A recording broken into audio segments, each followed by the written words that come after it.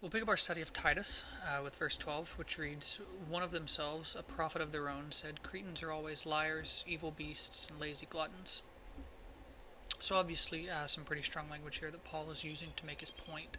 But we need to remember our context. Paul is writing this letter to reiterate to Titus who he wants Titus to appoint as overseers for the churches on the island of Crete. A primary function of these overseers is to reprove those who teach doctrines that contradict the teachings of the apostles, like Paul. The Judaizers are proving to be especially disruptive, and it's one of these contradictors who makes the statement that Paul quotes here in verse 12. Now, contrary to some thinking, I don't think this statement is at all to be intended as a kind of ethnic slur regarding Cretans. The point made here is that Cretans, left to their own devices, like all Gentiles, are godless, and it is because of this that the overseers need to be especially careful on the island, and I think that interpretation will become a little more clear in the next verse.